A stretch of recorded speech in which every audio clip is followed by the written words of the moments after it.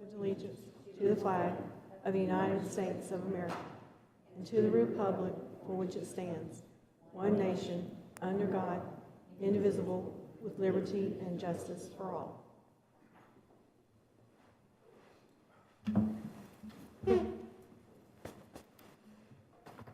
Please join me in a moment of silence.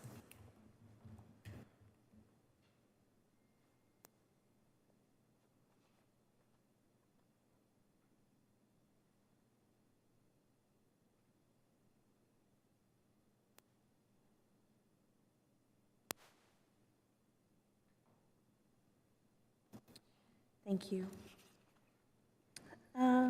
Okay, number 4, approval of the agenda. Are there any questions on the agenda, members of the board?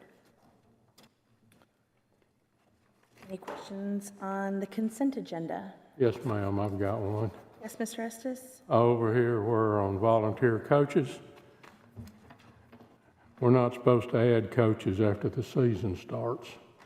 And you've got Siegel Middle softball and Riverdale High School baseball, unless the athletic director has some extenuating circumstances. He may be here. You may go. I'll go.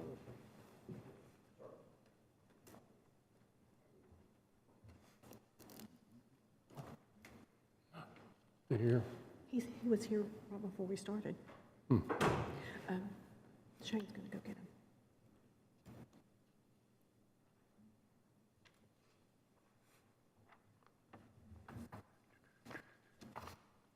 I just spoke to him about a tarp the Laverne High School needed.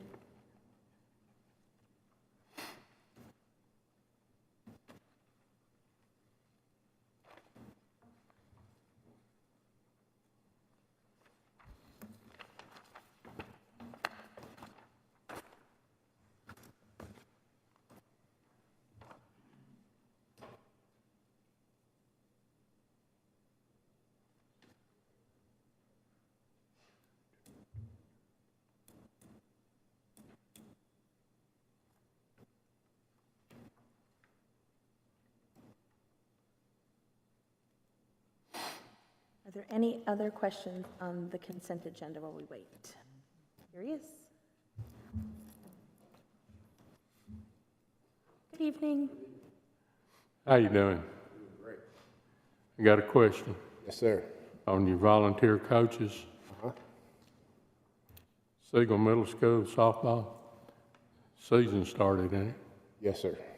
Is there extenuating circumstances on? Yes, they had a person that left, if I remember correctly, and that's why they had to get someone hired to replace that person. And the Ms. Stoker sent a letter to me explaining why that situation was necessary. And that's what I try to do. In these situations, when they come up, I always have the principal send me a letter to explain why these things happen. Mm-hmm. So that's the policy that I started back at the beginning of the year, so that when these things do happen after the season happens, I want to have a letter that explains why it happened. What about Riverdale baseball? Same thing? Same thing that happened. They lost a teacher, so they had to have a replacement. Okay. Thank you very much. Yes, sir. Thank you for the explanation. Thank you. Thank you for getting in, Shane. Any other questions? I was going to ask about the bids, under routine bids, the rejected ones. Yes? You would be referring to the 2 roof bids? Yes. There was no money budgeted for these projects this year. Okay. Thank you, Mr. Lee. And on the water bottle filling stations, or is that 1, is that 10, is that numerous? That's quite a few. That's just labor only. Okay. They're partly in our capital projects fund 177, and some are in our general purpose, and some Ms. Stencil through Coordinated School Health has also added some additional ones. They're scattered out through the county, various schools, and typically our maintenance staff does it. But this year we are slammed and don't have the additional manpower, so we bought the material, which saves us some money, and we've bid out the labor part. Thank you. Any other questions? I have one. On the upgrade on the LED lighting, the gym LED lighting upgrade for Laverne, I guess, in Smyrna, Yes, sir?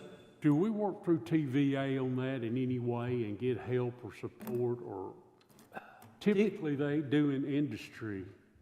Oh, okay. Yeah, go ahead, Trey. There are some programs out there that are available through the EESI, but this one we were basically budgeting to try and see what it would cost so that we could take care of it this coming year. There was actually no funds available for these either, but we were trying to find out, budgets have changed so much with LED lighting, and we did not have a good feel for it, and they were all over the map, so we just put it out for bid. A little over 100,000, roughly 50,000 at each school, and that's 2 gyms, so it's basically 25,000 a gym. We do look at the, Yes, sir. We work through Those Middle Tennessee Electric and TVA. okay. I was just making sure that, I'm sure y'all knew about it, but we do see that in industry a lot, Yes. so. Okay. Other questions on the consent agenda? Seeing none, we'll do the spotlight on Thursday. Or Tuesday, I'm sorry. Yeah, you're fine. I was thinking Thursday myself. And visitors, number 7, we'll do tomorrow night. Number 8. Number 8. ESSER funding update. For information only, Mr. Gullion is over our federal programs. He's going to take us through.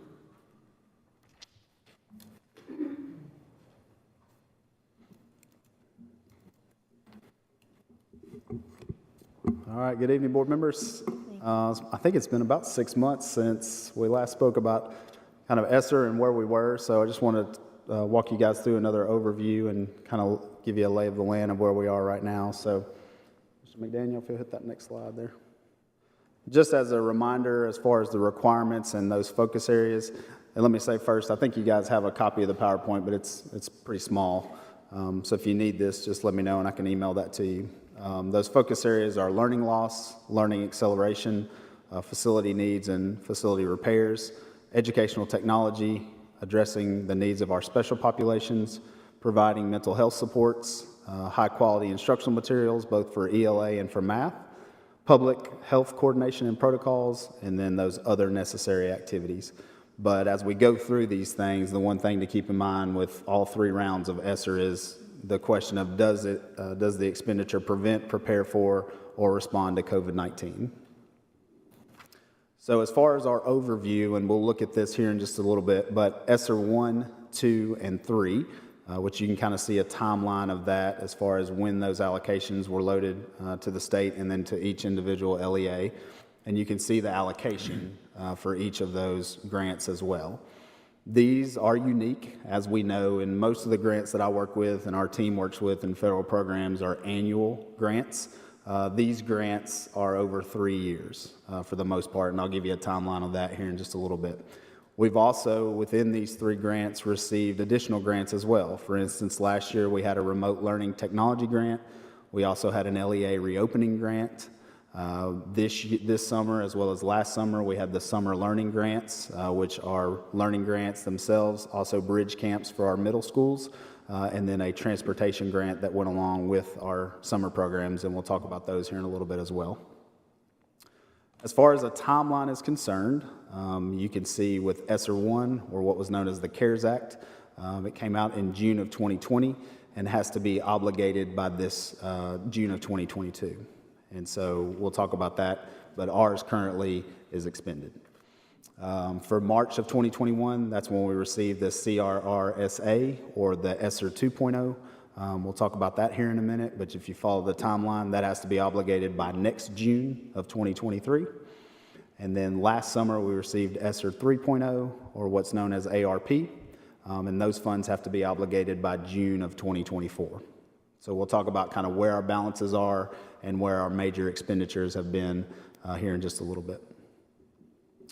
So I think, as you guys are aware of, we've now sent out 2 public consultations as far as through a survey to receive feedback from the public. One we sent out in July of 21, and then the most recent one was in January. Currently, the federal guidelines are every 6 months we're going to receive feedback from all of our stakeholders. And what you have behind the PowerPoint is a copy of those 9 questions, plus there was 1 open-ended response. So you can see from those buckets, these are those 9 questions, and it was a scale of 1 to 5 that all of our stakeholders were asked to respond to. We had a little over 5,000 responses in July, and then we had almost 4,000 responses in the latest one, which was in January. And they're relatively close. We had a few that had a little higher, we had a few that were a little bit lower, but most of them were around a 4-point scale on a 5-point scale there. This next slide breaks down that open response question. So basically, stakeholders could put anything in there they felt like that wasn't addressed in the survey, and these were the big buckets that they were looking at. And so we had over 700 responses to the open response question in July. We had almost 300 responses to that question in January, and you can see the percentage, the biggest being the biggest trend going upward being that teacher recruitment area. We've addressed pay raise or reduce. We're obviously always looking for mental health supports, and we'll talk about that here in a little bit, but those were some of the highlights of those areas along with learning loss. So just giving you a breakdown again of ESSER 1 funding, you can see that total allocation was about $4.4 million that we received in March of 2020. And right now, even though the deadline is this June to have those funds expended, currently we've expended all of those funds. And you can see kind of a percentage of where that money went to, thinking about kind of where we were at the beginning of the pandemic. So on this slide, it gives you an idea of those areas as far as technology are concerned. We were able to use MobiMax, Kogat, Edgenuity, Nearpod, BrainPop, PlayPosit, Kidum, and Zoom, just to name a few. We were able to get closer to that one-to-one initiative with purchasing 6,000 laptops in March of 2020. We had assessments for our kindergarten and first grade or early childhood students with ESGI. We were able to give CASE as a district benchmark to all students. EasyCBM was our universal screener. And then the other big areas were used in cleaning and sanitizing supplies, also adding wireless access points to all of our high schools. ESSER 2 was almost $19.5 million. As of the end of February, we had a balance of a little over $4 million that's remaining with this funds. And you can see, again, kind of big bucket areas of where we expended those funds or where we are still expending those funds. And then this gives you an idea under staffing issues. Of course, keeping in mind of where we were on this timeline, a lot of staffing issues throughout last school year. So we were having to cover for FFCRA leave, providing substitute cost, unemployment. We were even having to subsidize some of our school nutrition funds that were lost due to COVID. ESSER 2, a big portion of that funding, about $6 million that's still ongoing, is in our capital projects. So we've been able to do a lot of replacement with our HVAC units at our schools. We had a tuck point project with walls at McFadden and also a roofing project at John Coleman. And then for instructional needs, as I mentioned, those summer learning opportunities are for our K-8 students. They do not include students for 9 through 12, so we're able to provide a lot of summer school and credit recovery opportunities for our high school students. We're able to get 7,500 laptops in addition to that with our ESSER 2 funds, and then we were also able to staff our virtual school that we currently have, along with those COVID cleaning supplies. ESSER 3, which is the most recent and the largest allocation, about 43.7. You can see we've spent at the end of February about $10 million of this funding, and you can see kind of where we spent those funds as far as percentages in those bigger bucket areas, also where we will be spending these funds there. And then those major expenditures include our instructional needs, which we are currently, as you guys are aware of, with those additional grants, both Tennessee All-Core and Best for All District. that we received additional funding for. So that's going to be most of our summer school programs and also our after-school programs. We were able to purchase additional student devices, almost 9,500 student laptops there. We have things in the works for ACT and credit recovery, K through 5 high instructional materials for our intervention programs. We've replaced library books in our schools, provided musical instruments. We've provided visual arts and theater tech supplies. We're looking at providing training for our staff, both in the area of science of reading and ACT. We were also able to provide that one-time non-recurring bonus to all employees, which will be $500 there in December, also $500 in June at the end of this school year. Those cleaning supplies, we're looking at additional areas of mental health supports, and then we've been able to provide STARS therapists in all of our high schools. Also, along with our ESSER 3 expenditures, our staffing needs. And you can see those areas as we've been able to offer these opportunities for our students.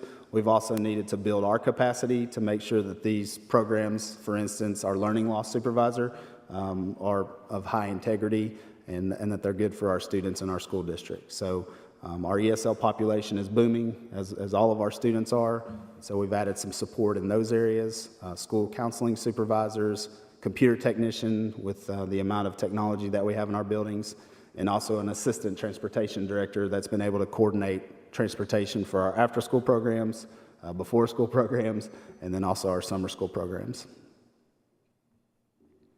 Last piece here is just the summer learning piece, which just as a reminder, I know Ms. Davis has talked to you guys about this recently, but it is upcoming and we're beginning to plan or have been planning for this upcoming opportunities that will happen in the month of June, and then both June and July for our high school students. But you can see a breakdown of those allocations last year, still waiting on the state to load that funding in for this current summer that's coming up, but we've been told it'll be a similar allocation, and this will be the last year for those funds. Any questions about kind of where we're at right now? That gives you a general overview of ESSER funds.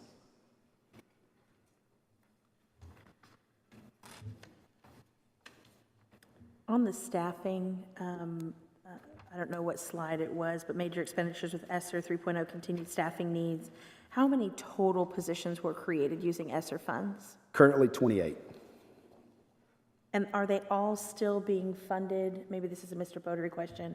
Are they all still being funded through ESSER, and at what point do we expect them to hit the general budget? Been coordinating with Mr. Golian and Dr. Sullivan, and what we're doing is we'll be transitioning them here as we go through the next 3 years. We'll be transitioning them through those 3 years, not all at once. For example, the virtual school teachers. Dr. Sullivan and I were looking at that. When we brought the virtual school on, we utilized ESSER funds for those teachers, knowing that we would have added those teachers anyway. But what we did by doing 1 year of coverage for those teachers and ESSER funds, that gave us the time to bring the BEP online for that growth of students. So then we got BEP funding. So to answer your question, just in that example, we're going to progress bringing them on over the next 3 years, so there's not this big drop of all of them. So I get that borrowed time essentially. So how many are coming on this year? We'll have those 10, and we'll probably bring a few of those computer technicians as well onto there. And there may be 1 or 2 others, depending on what we can see with the budget. There's also a couple of positions, Ms. Johnson, and those individuals know this, but that will fall off after the grant expires. And that will be? The ESSER program grant manager is one, obviously. The federal programs assistant will also fall off, and it'll be paid with con admin, which it was previously paid for with. And then also, it'll kind of depend on where the state moves, but that learning loss supervisor, if that'll continue to be an initiative or not. And we'll continue to fund them through, how long do we expect them? The next 2 years? Yes, ma'am. Yes, ma'am. Till June of 2024. Yeah, and I'll add, anytime that we added a recurring cost, especially with personnel, we did come up with a plan of how we would bring those back in, incrementally. Yes, sir. Appreciate that. That is based on student numbers. It's just like Mr. Baldy was talking about. We get paid currently in BEP for students that we got the previous year. So that 1 year bridge provided us the opportunity to do that, and then they will be covered. So that keeps our legacy costs down from hiring people this way. So, Right. okay, thank you very much. Thank you, guys. If I could, Yeah, well- I've got one more question. Okay, I've got a sure. question, I'm sorry. Tell me what HVAC's replacement, which schools that we did for that, please? Mr. Lee, you may have to help me, but I know we have, Smyrna and Laverne, Thank you. a little over $1.5 million, right at $1.5 million each. Then we had a couple of smaller projects at Laverne High and Oakland High. I have a question about the nutrition. So I know that there was the USDA grant, there was funding, but you've mentioned in here some nutrition expenses or costs. Was that only for labor? that was during last school year, and Mr. Bodary, that was a situation where we were going to have to basically lay that personnel off unless we moved them into instructional positions, and so that had to do with during that time. That's correct. We utilized them for, we had a great need at the time for some light-duty custodial work for the sanitizing of our facilities. Mr. Lee coordinated to make sure that, based on what the CDC guidance was, we were able to utilize those cafeteria employees that we didn't need because the meals were down because of the remote learning. So we utilized that available staff to move over to custodial services. I remember that now that you say it. I do remember us doing it, but identifying it as nutrition is like, can we explain that deeper? So thank you for clarifying. Do appreciate that. Any other questions, members? Oh, Mr. Young? On the one-to-one devices, how many more devices do we need to be at 100% on that? I think as of now, we're there, right? Yes, sir, we are there. We are one-to-one for 412. We didn't go that way with K3 just because it was developmentally appropriate. We are 2-to-1 mostly, and then kindergarten we have touch devices.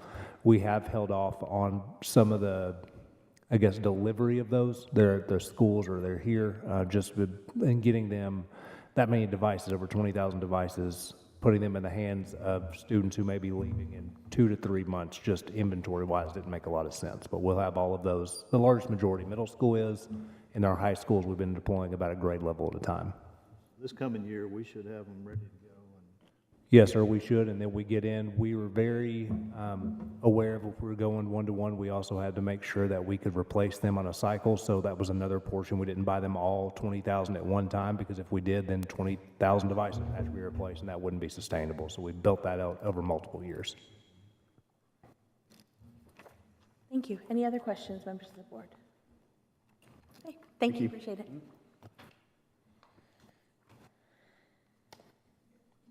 Okay, next item. All right, number 9, consultant for the review of countywide zoning. At the board work session on March the 8th, Robert Schwartz and RSP and Associates provided presentation regarding professional services which the firm could provide to assist the school system in zoning for future school locations and maximizing the use of present facilities. RSP Associates works with a number of larger school systems across the nation, and it has assisted Clarksville, Montgomery County on zoning growth-related matters. RSP Associates indicated a willingness to work with the Rutherford County school system to address similar matters. The board has expressed desire to be proactive in planning for the future zoning needs and provide stability for parents and to establish community schools by which students who reside within a certain close radius of the school can attend said school. Thank you. Mr. Reed, can you answer some questions or help us through this? Members of the board, I've been working with Mr. Reed on asking questions and developing a scope of work request to whomever the consultant would be. Can you explain to the board our meetings with the 2 different consultants and their feedback to you? Yeah, we talked to 2 groups when we were going down this path to see who might be able to provide these type of services for the school system. There's this RSP Associates who's out of state, out of Kansas City, which you heard from. There's another group out of West Tennessee who was recommended to us by TSBA. We talked with them and had extensive phone conversations with him a number of times, and the chairman was on at least 1 or 2 of those phone calls as well. In the end, the West Tennessee group did not feel like they really provide the services that we were looking for, and did not really indicate that they thought they were the best fit for what the school system was looking to do here. So in the end, we had RSP and Associates who has done this type of work before for other school systems and is very good with respect to data gathering, compiling kind of recommended projections for future growth for areas of the county or areas of the city, and projecting those from a statistical standpoint terms for several years in the future. And to being able to do it very successfully, it's almost unbelievable to the rate of level of statistical success they've actually had to be able to predict growth for areas. They've been very successful with regard to it. I think Mr. Schwartz's background is urban planning, so that's where he comes from. He is a data guy. He lives and dies by data, which is good from that standpoint. He definitely, their firm has the resources and ability to help this county kind of look towards the future with respect to a county-wide zoning issue and look at things, what areas that might be coming up as hot spots in the future. Now, some of the things he'll point out would be things that are obvious to us, because it'd be obvious to us that there's growth in the Smyrna area and the northwest corner of the county. That's not going to be a surprise to anybody. But he's able to look at other areas in the county and kind of project what the county may look like 10 years in the future with respect to the growth rates that we have experienced. So I think what he can provide would be useful for the school system and the board on a long-term basis. What he did with Clarksville was really was not the most thorough analysis you could do. It was kind of a basic level countywide analysis he did, which I think he said maybe could be done. I don't want to quote him, but 20 to 30,000, 40,000, maybe something like that in that price range he might be able to do for this county. So if the school system if your board is interested in pursuing this guy, what I would have him do is I would suggest that he prepare a scope of work similar to what he did with Clarksville and Montgomery County. Give that as a baseline for you to work with. To the extent you want additional services on top of what he provided for Clarksville and Montgomery County, tell him that we want some additional services on top of what you provided for them. If there are things that he did for that county that you don't want here, we ask him to remove those to maybe reduce the cost. But I think what he did for Clarksville and Montgomery County will give you a good baseline to start with, and you can either add or delete from there as you see fit. But ask him to do that and then provide what would it cost to do that for Rutherford County, so you have an actual hard number of what the money would be associated with it. And if you're not willing to spend that much, ask him what can be cut out. If there are additional things you want added, just ask him how much it would cost to add those things to it. This may be kind of a one-shot deal to begin with. If you like him and want to have him go on to provide additional services on a year-by-year basis, he's willing, and that's what he does for a number of school systems. There may be an upfront fee of a few tens of thousands of dollars, maybe some smaller fee going forward if you want him just to tweak things or adjust things in the future. But definitely this type of service is something he does for a number of school systems nationwide, and if the board is inclined to go this route and you want somebody who can get this kind of data together, he has the capability of doing it. Thank you. Any questions, members of the board? I've got one. Can we use ESSER funds or anything to pay for this? I mean, I asked him what it would cost roughly, and it was $100,000. So, okay. Certainly we need parameters on that, but if we could use some ESSER funding or something like that. I don't know. Do we know on the ESSER funds?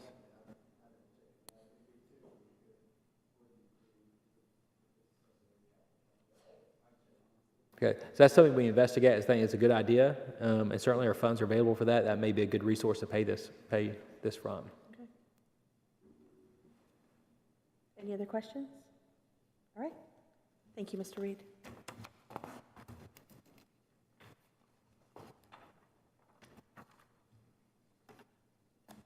Next item, Mr. Spurlock. All right, next is the Parent Roundtable Pilot Program to provide additional opportunities for parents to have questions or any concerns addressed by the board. It has been suggested that it would be worthwhile to establish a number of roundtable meetings between the board and parents at specific schools in the system. The roundtable sessions would allow parents to talk to board about needs specific to the school and issues specific to the school or schools in a specific area. The board would hold these meetings in schools in these areas for which the roundtable meetings are targeted. Specific notices of the meetings would be sent to the parents in a school or area in the effort to increase parent participation and feedback. Thank you. Mr. Reed? Sorry, I should have asked you to stay. Members of the board, Mr. Reed and I have been working on this project, a pilot program, hearing from our parents and feedback. When they come and visit us, they have 3 minutes and we can't engage with them. And so out of those conversations with parents, we have arrived at this type of a pilot program, and we are soliciting information from the board to determine maybe a monthly meeting to start with. Do we want to establish a committee? Would we like any feedback that the board could provide to Mr. Reed to move forward with this would be deeply appreciated. I like the idea. I really do. Well, this is- Don't know what's going on. This would give an opportunity for parents to, and some schools do a great job of letting you know what they need, and some others, it's not as great. So I think this would be a great opportunity to find out, so some things don't fall through the cracks. And if there's an issue, we can hear about it. Well, we're talking about doing this on a pilot basis, and it can be tweaked and adjusted as the board feels appropriate, but it does give a chance for the board to be more engaged on a school level for different areas of the county, because we're here in the central office all the time, and it would get us out to specific schools and may provide opportunities for parents to come and express concerns to you that they might not be otherwise able to do. I think it's great if we're going to have it at a time, 5 o'clock really knocks a whole lot of people out coming to the board meetings, because you can't get off at 5 o'clock and get anywhere else remotely close to 5 o'clock, 5:30, if you work anywhere in this county. We had those. Those were later in the evenings, weren't they? Like at 6:30, weren't they? Yeah. 6:30 is when we did the town halls. That sounds like that would be a good time. It's a great point. Well, this is a start, so we're talking about maybe doing this at Laverne Middle to start off with as an initial school, but then as a board wants to go to other schools and we hear additional feedback, we certainly can add additional schools. But I think we're thinking about this to be going, if it works out, to be an ongoing project that we would do on a monthly basis at least, or as often as the board wants to do it. And we can target different areas of the county and different schools as the board determines to do that. Now, are we looking to just send out a notice to parents and it's come one, come all? Or exactly how are we doing this? Well, I think, if it's in a school, I think if it's for an area, you want to send it to all the schools in that area. Okay. If it's for a particular school and you really want to focus on a particular school, you would send it to the parents in that particular school. Okay. And involve the parent, PTO as well, all the teachers as well. And certainly, I think the principals who are at that school or the schools in the area affected would need to have an active role in kind of facilitating a meeting with you and expressing concerns they have or any issues that are unique to their schools. So you hear things that are particularly important to that principal at that school. And they can kind of act as a spearhead, between the parents and the board and bring issues to you. Not that they have to do it, but I think there'd be a natural person to do that at the school. Okay. Have we talked to the principals and got their opinion on this type meeting, or just curious? We have not yet, no. This is a pilot program, so no, we have not talked to principals about this yet. Okay. Are there any other school districts doing something similar? Other school systems go to have periodic meetings throughout their school system at schools, so that's not a unique thing. There are other school systems that do that. This is, a roundtable discussion. There really won't be any specific matters voted on at these meetings. It's a chance for parents to come to talk to the board about what they face on a daily basis with respect to getting their kids educated at school, getting to and from school, and really issues that are directly impactful on families. So it would not be a formal meeting as far as you take voting on things or taking any action. It would be a chance for you to hear concerns and issues and maybe talk with people and may be able to provide people more than 3 minutes to talk to you about anything they have to address the board about. Of the issues that are highlighted, what is going to be the follow-up type communication to the folks, or are we going, I mean, there's going to be a lot of stuff brought up, but we just don't want to ask and then do nothing. Don't ask if we're not going to do anything or have follow-up or structure it some way, I don't think. That's a good idea. Yeah, I think that's a good point, and the board would have to decide what it wants to do about following up with them.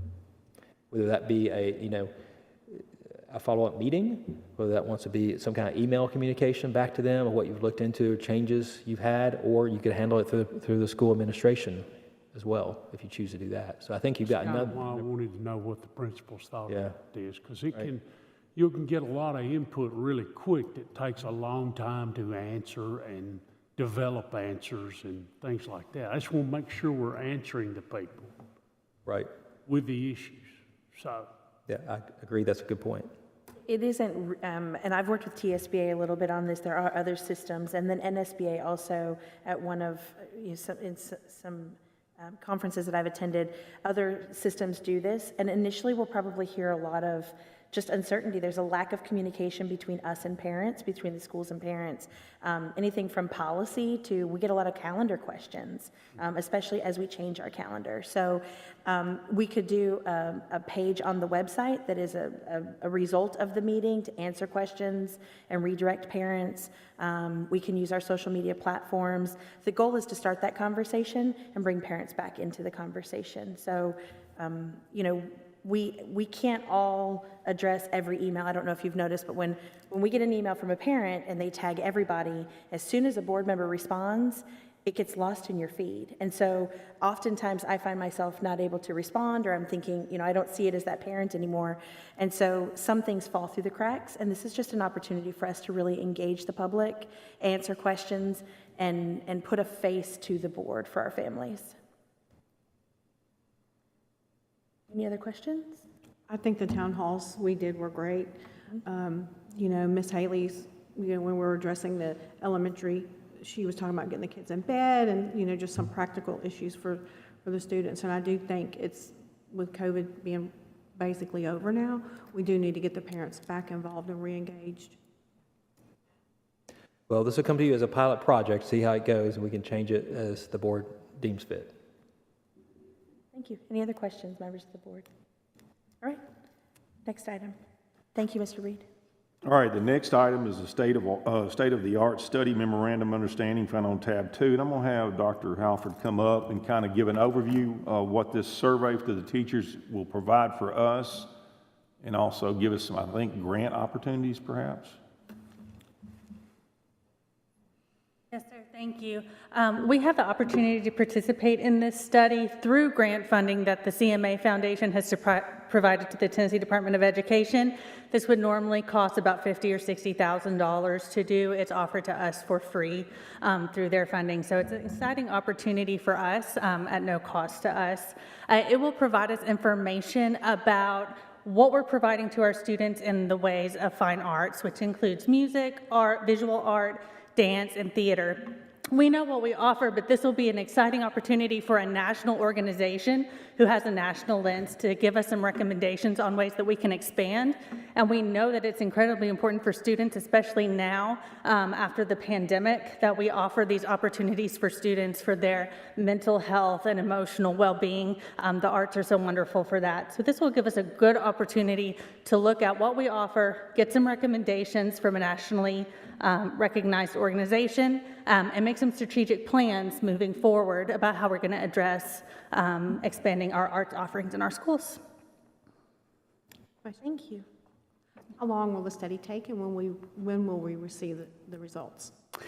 Part of the study, yes, ma'am. Part of the study is a teacher survey. If you guys approve our participation tomorrow night, we plan to get that survey out to teachers when we come back from spring break and ask for it to be back before May, giving them a month to do that. And then we plan to have the data part of it done by the end of the school year. So hopefully over the summer or by the beginning of next year, we'll have some results to share. Okay.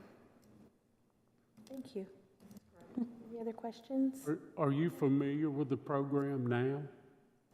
Or is it all new to everybody here? I mean, It's new to the state of Tennessee just because of this partnership between the CMA Foundation and Mr. Holland's Opus. But Mr. Holland's Opus actually, and that's who the memorandum of understanding is with, it's their intellectual property. They created the survey and the data project. So this has been an ongoing and nationally recognized survey project.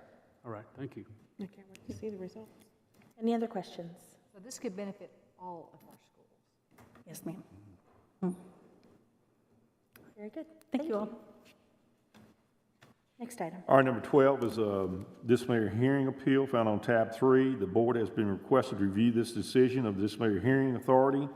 You can either uphold the remandment of the student at Laverne High School based on the review. These three things you can do: affirm that decision, overturn the decision, or grant a hearing before the board. Thank you, members of the board. You have an envelope or a folder in front of you. You've also been emailed a copy for review. If you have any questions, please contact Ms. Ridley. Next item. All right, next is policy 1.1021, student member of the board. It adds a student representative and deputy student representative to the board. Anything, Ms. Ridley, that you want to add to this language here? I believe, Ms. Bratton, you were considering some other additions or changes to this policy?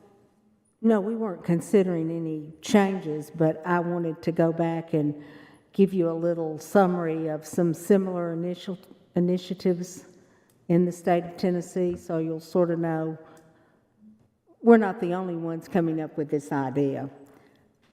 Y'all ready? First of all, the Tennessee State Board of Education currently selects one student to serve on the board. The member is personally appointed by the governor and then confirmed by the General Assembly. Legally speaking, the student representative has all the powers of a traditional board member, including the ability to cast official votes. Metro Nashville Public Schools chooses 2 representatives to advise members of the board. They do not have any legislative or policy-making powers. Knox County Schools selects one student to serve as a student representative chosen through an application process, which is basically what we're looking at. Their jobs help inform the board in making their decisions and to inform the student body of actions of the board. They are not allowed to make motions, vote, or participate in executive sessions. Hamilton County School also chooses one student every year from its Superintendent's Student Advisory Council. The chairman of this council is offered the position but not required to take it, and they can instead designate another willing member of the council. So those are just a few different ones around the state that do something similar to what we're looking at. Thank you, Ms. Bratton. Any questions, comments, members of the board?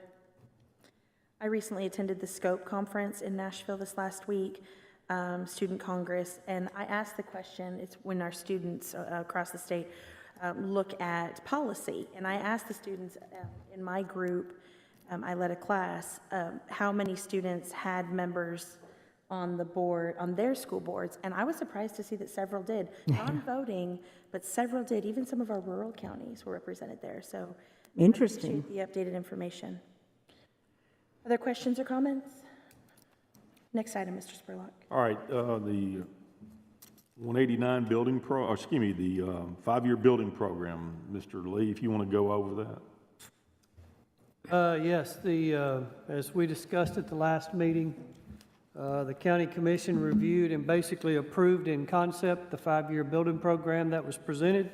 They did ask that the board come back and review the first year and divide it in 2, basically. They said take the first 2 years and make it 3, and prioritize, basically put the schools in the order that they felt were most important, 1 through 7 or 8.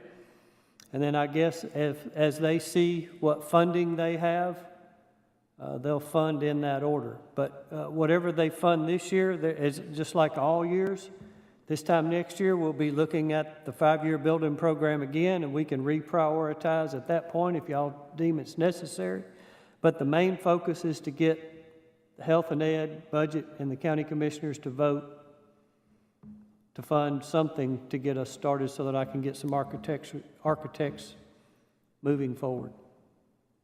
There was some request about providing some additional information, current capacity, current enrollment, the projections, additional classrooms, portables, renovation places, and total classrooms for the addition, and then how many we're currently showing in the preliminary design. That was emailed out to everybody last Wednesday. The days kind of run together at this time of year, but it was last week. So if there's any questions I can ask or answer for you to help you all make your decision, that's what I'm here for tonight. Thank you. Members of the board, questions?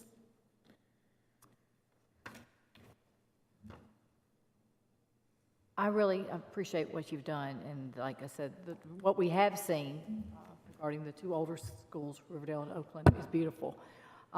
There is a concern that's been brought to my attention, and I really wish it had been tackled in 2008 when we did the additions at Riverdale and Oakland, is the auditorium size. The auditoriums are way too small. They can't even get one class in there, whereas the auditoriums at some of our newer schools that we've built are 500, I think, minimum. They're in that neighborhood. Yeah, yes. well, it's hardly even 300. And they can't even get one class in there. So I would like to see us tackle that this time, because it's not going to get any cheaper to do this down the road. And we need to take care of this now. And so I'd like to see us go ahead and add the auditoriums on there. I know it's going to make it a little bit more expensive. I was wondering, though, when I was looking back here on this ESSER, ESSER funding, because it says facility improvements. I mean, this is a facility improvement. I mean, it's very necessary. Is there any way we could use some ESSER funds to offset the fact that we're going to have to go to the health and ed for this? So it was allowable in ESSER 2. Mm-hmm. It was not allowable in ESSER 3. Okay. Thank you. You had to prioritize with ESSER 2. I understand. Okay. Okay. Well, I really feel like we've got to go ahead and take care of that now. Because we have to be able to put at least one class in there. And right now, they can't even do that. Mr. Lee, didn't they increase the stage, I mean, not the stage, but the capacity in the back of the dressing rooms, as I recall? You came out? Yes, Oakland and Riverdale did not have dressing rooms per se. They had one room across the hall. And we did add on to the back of the stage, and we added dressing rooms and some storage area for those areas. But the existing structure would be very difficult and extremely expensive to try and do anything with it, because the outside wall is a load-bearing wall. So we would need to incorporate this, and it's not too late. I mean, it's just something else we would have to look at. But Could you go back? Could you go back, move that stage back a little bit? I mean, that's a large area back there. But you got gas lines and utilities that are out there, and we relocate. Talking about, can you go back, the stage back, take some of the space that we just added? Yeah.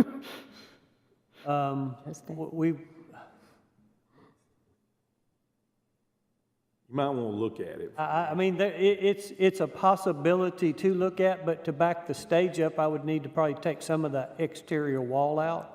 What we added on was on the outside of the exterior wall, so we left that existing wall alone.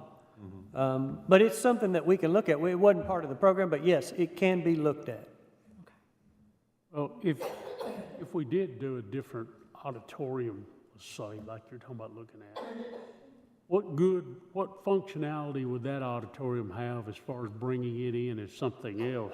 Could we turn it back into classrooms? Well, we turn it back into classrooms, or it becomes 2 art rooms. I mean, we've got a couple of art rooms that we've added.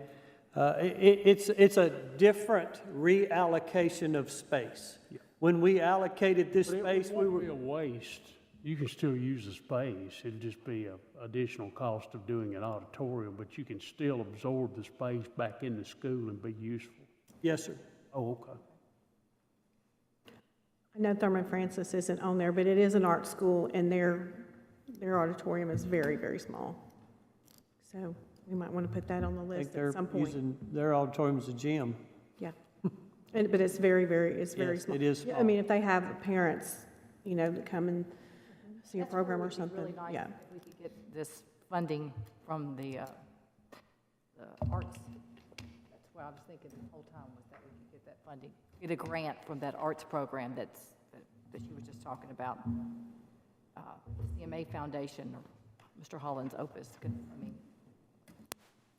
That would be a really good idea if we could use that. But I agree with but there are other schools that we're going to have to tackle in years to come. But I appreciate you looking into that to see that it could be done, because that's what I was thinking. If we can't use the space we've got and expand, then we turn it back into classrooms and we just go a different direction. Thank you, Ms. Maxwell. Members of the board, I'll remind you that what we sent to Health and Ed, and the concept that was approved was the 4 additions: Riverdale, Oakland, Smyrna, and Laverne. 5, excuse me, and Blackman, and then was hanging out there Smyrna Elementary addition. Stewart's Creek. Or Stewart's Creek. I'm sorry. Thank you. I'm thinking Smyrna. My apologies. It's okay. Mr. Bodery, can we talk a little bit? We had a meeting, and I hate to put you on the spot here, but you and I, we met about some numbers as it pertains to Stewart's Creek Elementary Edition and facilitating some realistic numbers when working with the county commission. Can we talk a little bit about that with the members of the board so they know what we're working with? Yes, ma'am. Where do you want me to go first with this? On the elementary school or the high Yes, school? let's start there. Elementary would be fine. Yes, ma'am. The elementary school, and this is later down on the agenda, but it marries in with what we're discussing now. We have a building program amendment for you in Fund 189 that you'll vote on later. And of course, the amendment actually hinges on what's being discussed right now. Where do we want to go with, as the board wants to go with, which projects to tackle first. I was in this building program, a fund amendment that you'll be looking at here soon. We're closing, I was working with Mr. Lee, and we're closing out Plainview Elementary's construction as well as Laverne Middle's construction. Also because Mr. Lee's going to need, like he said, some funding for the design phase of these 5 high school additions, as well as for Stewart's Creek Elementary, should the board decide that's where they want to go, to address that overcrowding first on the elementary level.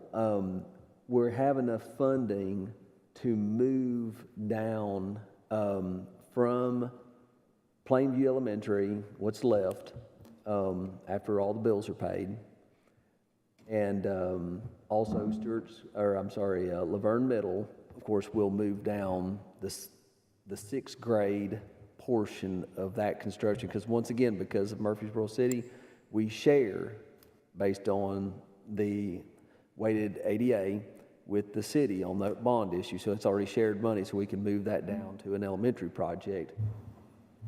We did that. We also are moving down, we have some money earmarked for land, for elementary school land that's been shared, and we'll move that down to if the board wishes it, to go down to a Stewart's Creek Elementary addition. Well, when all that funds are moved, we have the ability to fund out of that Stewart's Creek Elementary project, which Mr. Lee has a final budgeted cost of $12,050,000.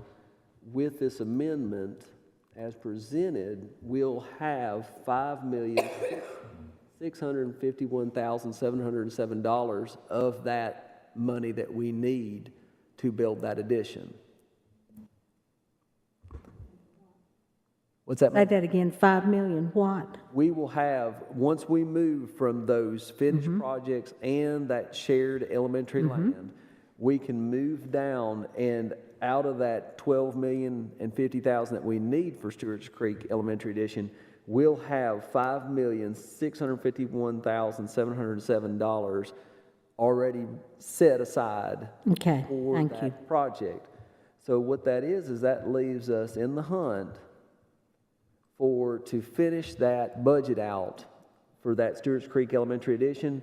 we would need $6,398,293. And if we have options to secure that funding without going to the bond market, which does one of two things for this board. One, it allows you to focus your funding from the bond issue totally on these high school additions that you would choose.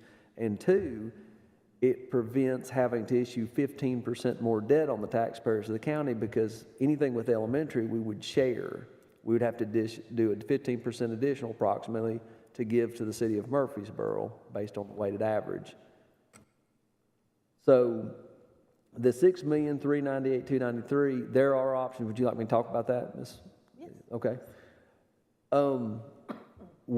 Because of sales tax coming in, and also, of course, staffing, we've had some openings in staffing from, just like everybody, you know, we should have a positive variance when we close the books this fiscal year. I'm tracking to see a positive variance, you know, of actual expenditures below the budget for some line items. Keep in mind, we have a budget of around $440 million right now, budget in the GPS fund. We may be able to utilize or have enough to send over, and we've done, boards in the past have done this in the past, send that $6.3 million once we close the books, send that from the general purpose school fund balance over to this capital project fund. This board could pay cash for this addition and save the taxpayers 15% on a bond issue. Mr. Beaudry, are we any way concerned about these positions that we haven't been able to fill coming back and having to build those back into next year's budget?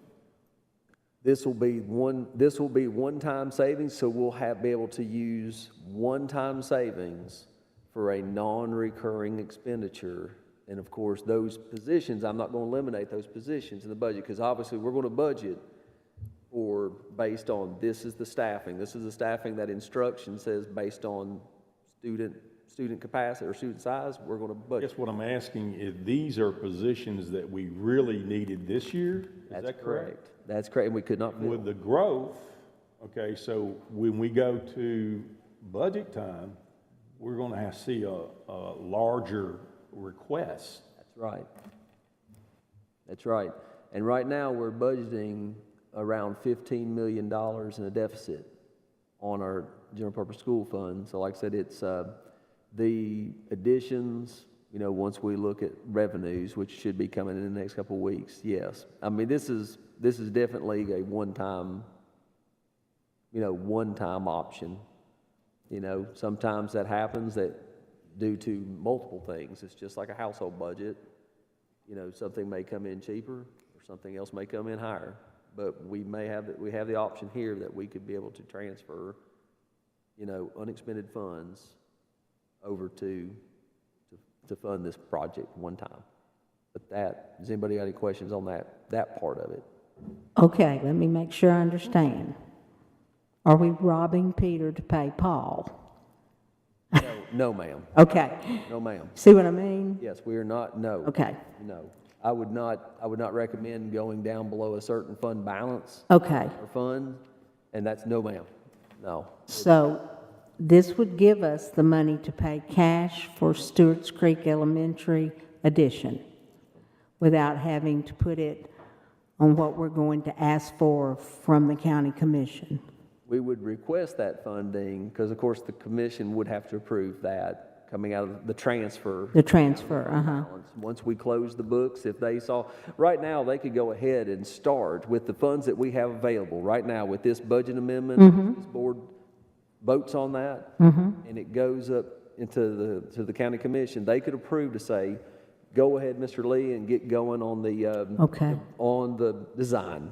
Okay, for Stewart's Creek. Yes, ma'am. Okay. And the others okay. And then when we close the books in July, if this funding's available at that point, we could just go ahead and transfer, and that could get us going, actually throwing dirt for Stewart's Creek Elementary's addition. How many positions do we have? Positions we didn't allocate over this year. How many positions are we going to need? Dr. Sullivan? We try to go, we added 2,008 students from January to January. So we will ask, our original budget request was 66 positions for certified classroom, and that also included 16 growth positions we haven't filled this year. Okay, thank you. So the deficit, I heard that word come out of Mr. Spurlock, a deficit of how many this is leftover money for positions, correct? It's a combination of that with additional revenue, like sales taxes coming in above budget. So this normally what would happen with this money? Carried over next year for positions, or we're going to have to ask for more from the commission for positions?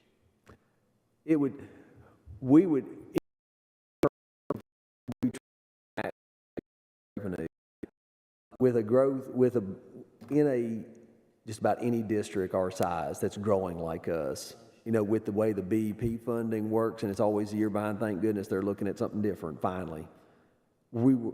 Most any growing district like us is budgeting in a deficit every year because they're waiting on their growth money from the state. My concern is one thing. We spend this money on the school. We go in with our operating budget. It's going to be higher, and the county commission says, well, wait a minute. You just said you had you just said you had 6 million extra or whatever, or 9 million extra, or whatever it is, 6 million. So you really don't have 6 million extra, per se.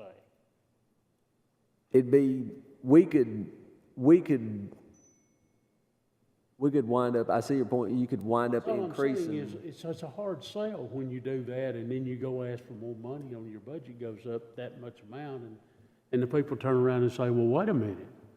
So that really wouldn't extra, it was carry, or whatever, how you do it. And I don't know how you do it in the past, so that's my question, I guess.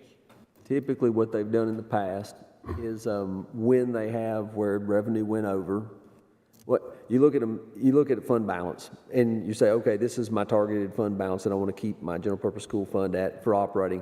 The state says 3%. That's for a rural district. That is not. I mean, that's you know, once again that's something that needs to be looked at the state. But anyway, once you look at your optimal fund balance,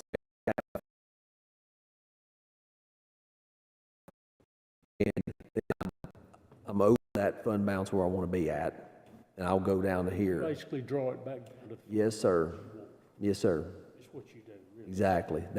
So we're using one time above that optimal fund balance for one-time money. And they've done that, like I said, in the past for things like this to the building program. All right. I just want to make sure I understood. Yes, sir. Yeah. How many classrooms are we adding at Stewart's Creek with this 12 million? Give me 2 seconds. I don't want to give you the wrong number. And while he's bringing that up, you brought up the classroom positions. So with us adding 2,000 students, the way we have traditionally budgeted is based off the BEP Blue Book. So we would be 1 to 20 positions for one teacher for 20 students, kindergarten through 3, 4 through 9 is funded 1 to 25, and then 10 through 12 is 1 to 22.08, I believe. And so that would look at us adding 91 positions. So we've gone through and transferred just about everything we can the last couple of years. We've only asked for 10 to 20 positions as well, not knowing what the COVID enrollment fact would do to us. But we definitely are in an area that we've seen the growth. A lot of our students, I think Mr. Goyan actually mentioned earlier, our English is a second language. And so those students, of course, we're serving with a traditional core content classroom teacher, but we're also serving with an English language acquisition teacher as well. And so there, you will see in the budget proposal, a lot of our positions are ESL as well. Thank you. The answer to that question is what I thought, but I wanted to make sure. It's 16 classrooms and we're expanding the dining room. Okay. Here's my concern. Most of our elementary schools are right at 1,000. And with current enrollment over there, we're right at 1,200. We're going to get our elementary schools over 1,200 kids. I think that's a problem. And you're basically adding 16 classrooms. It's a little less than $1 million a classroom. I think it's really more feasible for us to just build a new elementary school. I think we can rezone out of this issue a little bit and use that money a little more wisely.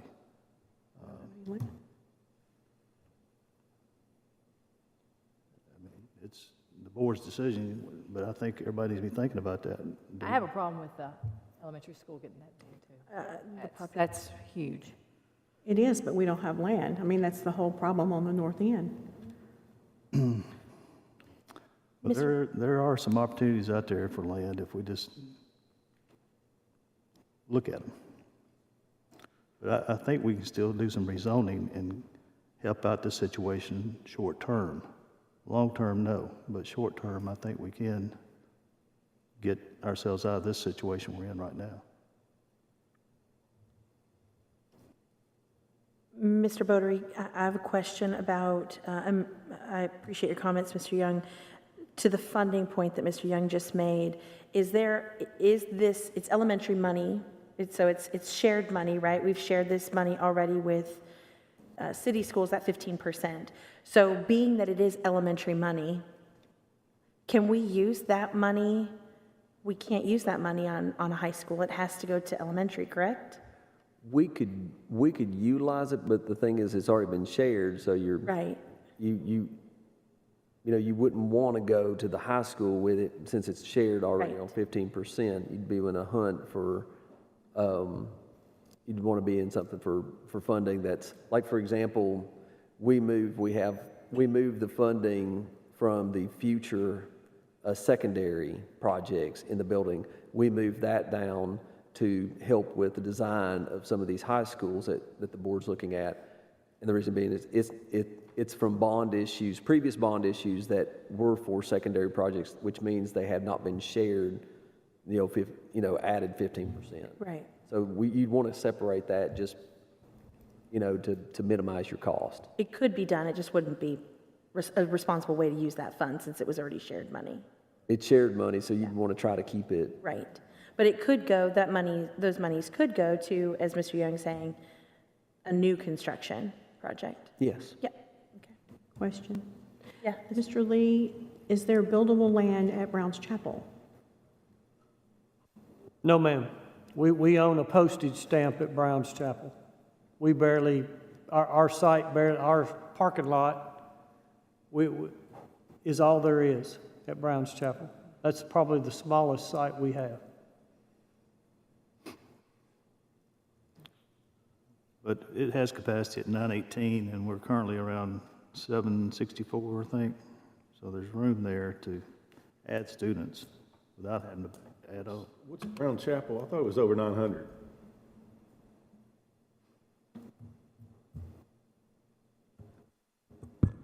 They're at 771 roughly, but they've added 71 kids since this time last year, or since August.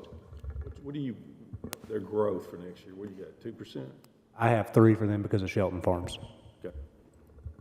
What would that bring them up to? If they were to have an extra, they would be around 830, 835.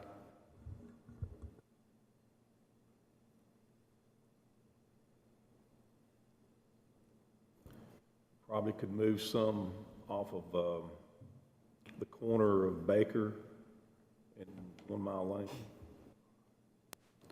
You've got a little bit of room at Stewartsboro that used to be larger. Of course, at the other side of that county, we've got Blackman Elementary sitting at 1120 and they've requested multiple portables as well. So that's the other part of the zoning issue that backs up to Stewartsboro. I mean, we also have charter schools that are looking to come into the areas too. I would think elementary schools would be the first place they would want to get into. So I think that's another factor. And then we've also got pretty much open enrollment that these students can go to any school that's got vacant seats. So if they want to go to Walter Hill, if they want to go to John Coleman or wherever, they can go.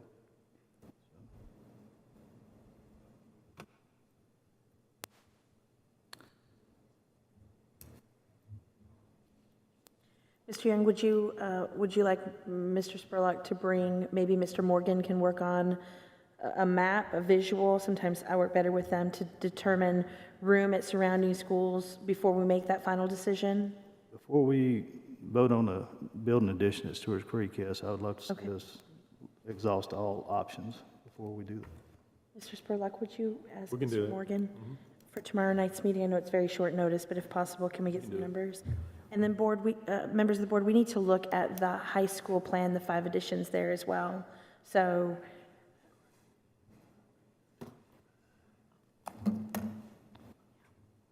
Mr. Young? What's that? I'm sorry. We need to look at the high schools. We need to know what to take to Health and Ed. So we've already given them our request. Is that still our request?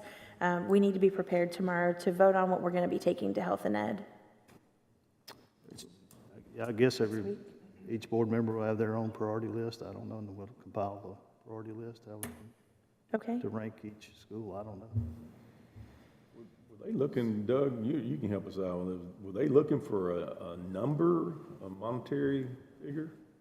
So I think a lot of the board attended Health and Ed's meeting last month. Appreciate you guys coming to see that. Of course, they are looking at debt capacity with, for this coming year. So and we discussed this back in the Saturday meeting a while back, about the debt capacity, how it'd be about 3 years as things fell off. Looking at this and looking at the debt capacity, because obviously, you don't just issue the bond tomorrow. There'll be time to do the draft, the design work, and then at that point, we'll start in earnest to start, breaking ground.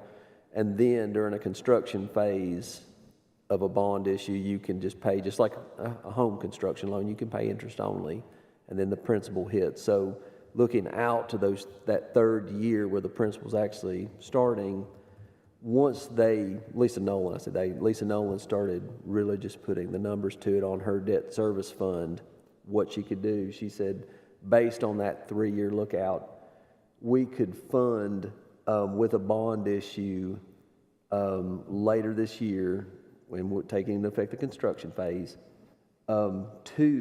any 2 of those 5 in that first year that we could fund.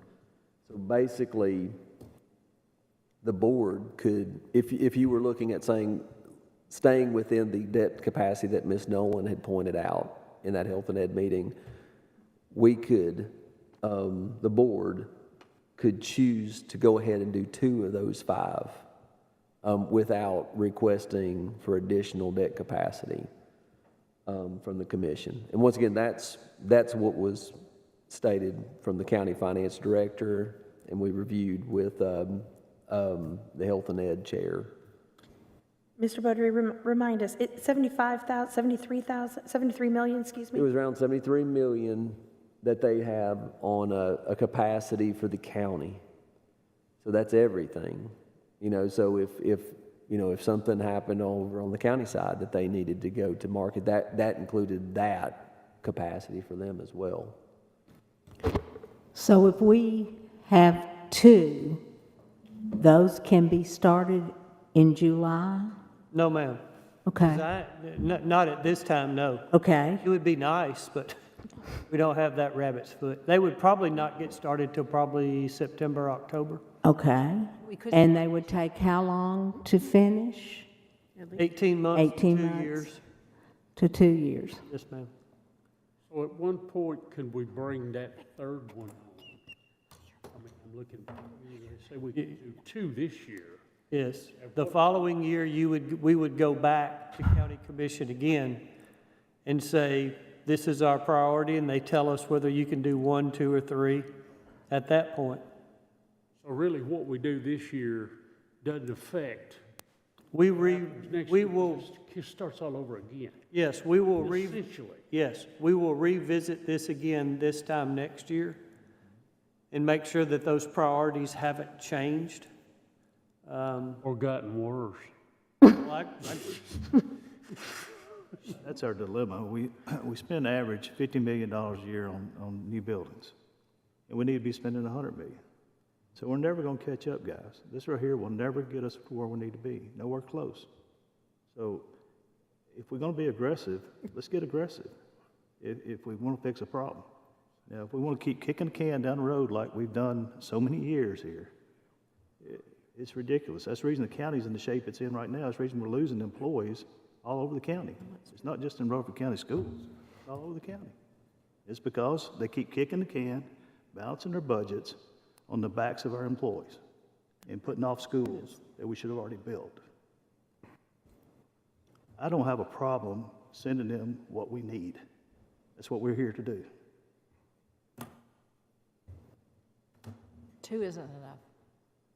No, 2 is not enough. It's like trying to pick out your favorite grandchild. I mean, there's a need here for all 5 of them, and then some. Members of the board, I agree with you, and I understand completely. I've had meetings with Mr. Bodery, and I've spoken with Ms. Nolan, Health and Ed. I would just ask that as we move forward, we do know we have a great need, and I think we need to acknowledge, as it was stated to me, that our request could be great enough that it would trigger a property tax increase or a tax increase. We know we have a need, but we also need to know that that's part of the consequence of our need. So, and that's just part of the growth issues. So I would just keep that in mind, and I'm comfortable with the decision of the board. But we do need to make a priority list so that we're on the same page and give them something, give them Health and Ed something that reflects our desires in a priority order. So I would ask that we be prepared to do that tomorrow night, unless you're prepared to make that list. For next Tuesday when we go to Health and Ed. It's a yearly budgeted type thing. I guess my question is, why can't we start with these 2 and get approval for them, and then go back 6 months and ask for more money? Is that an opportunity to take out bond issues along the way? They'll typically do a bond issue, at the late summer each year. So, they're looking for, this is a multi-year project that Mr. Lee's putting together. So they're looking to say, just like, what do you need funding for, this year? So we would, anything that the board, and once again, you're the board, you guys decide, which one or all. It would then say, okay, we are requesting bond funding in the late summer when they go to bond market, they're planning to, for this first year or second year projects. We're requesting debt for that. So now, by all of that money will not be needed on the front end. So is it projected in a manner, and I don't think I understood Ms. Nolan to project this in a manner that showed that integral monthly or 6 month what we got to really borrow. Don't they just put the front end on there? They'll typically, what they'll do it's like Mr. Lee said, the front end, you're doing design work, you're doing some excavation, some items like that, and then of course you get into the meat of it, start doing actual construction. On that front end, a lot of times what the county will do is they'll do an internal loan, like from debt service fund, or if there's funding that's available in the capital project. So we'll do it internal, and then we'll utilize those funds for that, like Mr. Lee was saying. When they go to the bond market, they get that money. They get the extra money. Along with the bond. Yes, sir. You got it. I'm just trying to understand, because it's yeah. kind of new to me, but they get that money back that they've initially invested out of the general fund or whatever. They get it back on the bond. That way, that total number stays the same. Sir, that's it. Okay. They're using that internal for loans for cash flow. But all 5 designs will be done now, right? In the request for the design for all of them. Okay. All those 5, and then All whatever 5. you choose. The answer to your question is I'll do 2. The 2 that we prioritize will be completed first. Because if I'm not going to build it, I don't need to be focusing on it right now. I need to focus on the ones we're going to build. Okay. As soon as we get those ready, blessed by everybody, and we're ready to go out for bid, then we will begin working on the others. Okay. But yes, we will complete them all so that the others are ready to go out for bid when As soon as we, okay. That is the intent. We need to push the envelope and ask what we need. They can go back to the 2 if they want to pick the top 2, but I really think we need to prioritize these and move it on down the road a little bit, because I've been here in building programs for Yeah. 15 years. I actually paid wheel tax for a long time. It's supposed to go away for a long but it is an issue, and I think we need to really ask At a minimum. what we want. We should, And hopefully, I'd like to go with at least 3. I think 2 is just not going to work at all. And I think revenue is going to be up. You know, I'm an optimist. I think we can handle 3. And I personally don't feel comfortable even just doing 2. Give them 3 at a minimum. And then I'm going to fight really hard for all. Give them 3 and make them tell us no? Is that what you're saying? Give them 3 and make them tell us no. Make them tell us no. Because I think we can justify, and every county commissioner that I've spoken with believes in this project. And I think they realize this is not 10 years ago. I don't know whether it's health and ed, and I understand their job's control money. It's not a secret. But a lot of the county commissioners I've talked with personally are very much in favor of getting some of this behind us, I think. I think they'll fight for this project. So, The ones I've talked with sure will. So could I ask how we're going to choose our favorite grandchild? Are we going to Tally. secret vote? I mean, what are we going to do? Maybe it would be best if members of the board would send an email. Mr. Lee, I'm going to ask them to send it to you. Okay. For our list, your priority list, and then, is that okay? Would that be acceptable if we sent you our priority list and you can compile them? I'll be glad to do whatever the board needs. So do we send 3 or 5? Send your priority list. Gotcha. Send the 5. Send all 5. Members of the board, we will have Health and Ed. Health and Ed will meet next Tuesday evening, right, Mr. Spurlock? That's correct. I would encourage you to attend, and I would remind you that we're building relationships with the commission. They know our need. We've all done a really great job. I would commend all the members of the board for building those relationships over time. We're in this with them, and I think that matters, so we need to convey that to them. And again, we understand that our ask of 5 additions could trigger a significant increase in taxes. And we need to make sure that they're aware that we're aware of that and we're in this together. So I would ask you to send your priority list to Mr. Lee by tomorrow's meeting so that we can have something to vote on and be prepared to take something to Health and Ed on next Tuesday evening. Are there any other questions, comments, or concerns on this item on the agenda? No? Okay. Seeing none, next one, Mr. Spurlock. All right, number 2, McFadden requests a storage building. Principal Clark Blair's storage building will be utilized to store garden tools. Engineering instructions reviewed the request and approves. The building will be funded from one-time parent donation and any other costs by the school PTO. This is at no cost to the board. Thank you. Any questions? Okay. No questions. Next item. All right, number 14, this is what Mr. Beaudry talked about in terms of these amendments of 189 building program. The building program project budget amendment requests funds as presented in the detailed amendment to be moved from future secondary and elementary land and future new secondary projects. Laverne Middle School addition and the Plainview School to budget for the design for all 5 high school additions as well as design work. And this may be where we need to change if the board wants to and eliminate Stewart's Creek Elementary School. I would agree. Do you want to eliminate that, or do you want to keep that design on there? Or? I'd like to put that on hold till we get some feedback. Okay. So this would be this amendment to fund the design for those 5 high school additions. So you'd have to take a little bit of money off of that $6,298,363. It would be, once the board gets in their priority list and knows what they want to request on funding for not just the design, but whatever schools they want to go to Health and Ed, and I'll also eliminate Stewart's Creek Elementary from this, if it's the wish of the board. We can change that accordingly tomorrow night.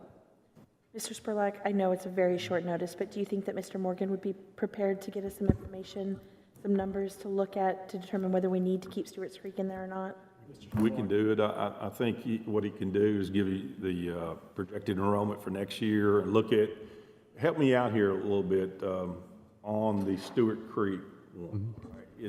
Where does Cedar Grove fit into that? First, Mr. Morgan is on vacation this week. He's on vacation, okay. He's on vacation this week. Well, that's good. Yes. Cedar Grove. We thought it would be a quiet week for him to go, so that's why we approved him. All right, for right next now, week. Dr. Sullivan, Rocky Fork Elementary. Okay, it goes up on Nashville Highway, does it not?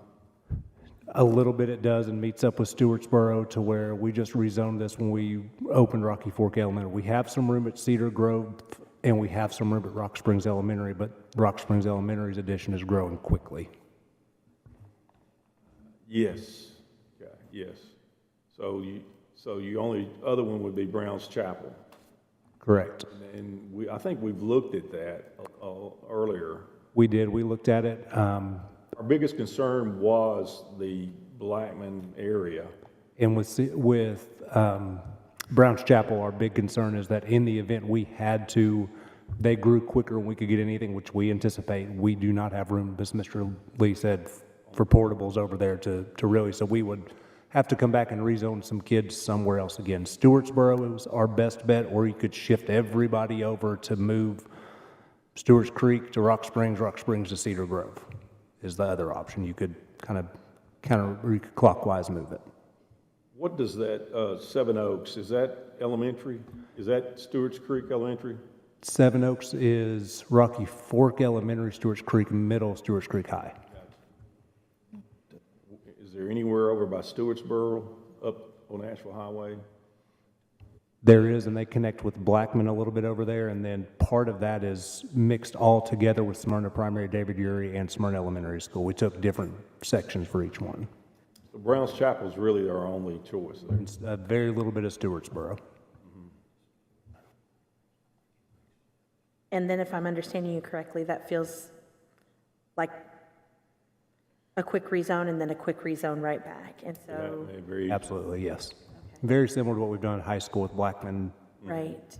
Continuous. Did you say there was any room at Cedar Grove? Yeah, we have room. When we rezoned for Rocky Fork Elementary, we rezoned quite a bit of Cedar Grove over to David Urey to Smyrna Primary, and that left about 200 seats over at Cedar Grove. So Rock Springs Elementary addition? has room for 200 or 300 extra kids. They're growing Okay. quickly. But you've got 400 seats or so right there. Okay. And you got 5 apartment complexes under construction at this point that have not started dumping children on us yet, but they're under construction. Oh, good. That will affect all of that. What about Rocky Fork Elementary?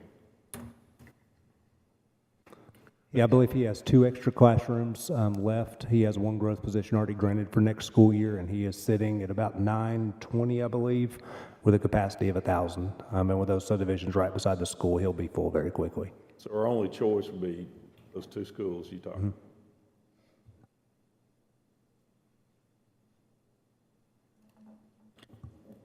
Smyrna Elementary and John Coleman, is there any way we can get those a little bit? That continues with your counterclockwise rotation. So if you move everybody counterclockwise, you do have about 400 extra seats sitting at John Coleman. Smyrna Elementary has a little bit, and John Coleman, realistically, with where they're zoned, they're not going to grow a lot. So it would take a total rezone to use those seats. I think we need to exhaust all options there. We've got a lot of empty seats.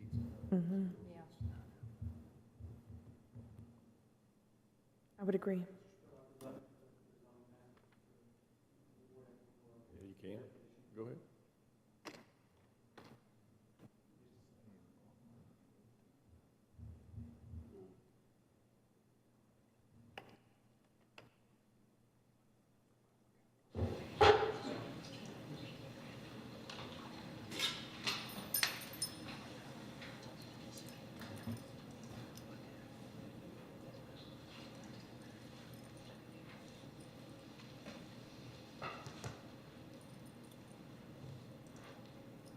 Thank you.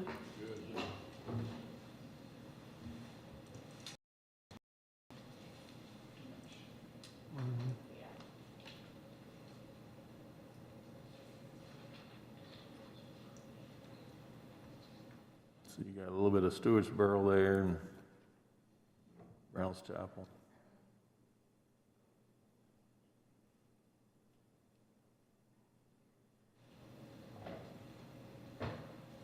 So to fill some of those seats we just spoke about, Dr. Sullivan, can you tell us what the thought was you were just walking us through a second ago?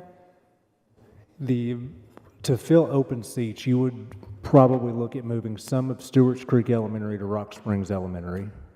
Rock Springs Elementary has that addition to where they can fit about 1,400, a little bit over kids. You could move some Rock Springs Elementary to Cedar Grove. Laverne Lake has declined a little bit. They, mobility-wise, go back and forth, but they're down about 60 kids over the last 2 years. I don't anticipate that staying, but it is. And you could move some of Cedar Grove over maybe towards that Smyrna Primary, David Urey, some of that over to Smyrna Elementary School, and some of Smyrna Elementary School over to John Coleman. So it would almost be just like a clockwise group. You also have to keep in mind when Rocky Fork Elementary opened, we just did this to many of these students 3 years ago. And so you very well could have a third grader who, if we rezoned again, could be in their third elementary school in 3 years by rezoning.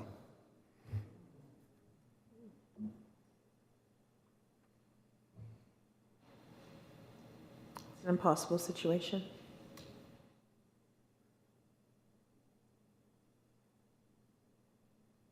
And I can't imagine what a consultant would show, but I would imagine if they're looking at open seats, they're going to show something very similar.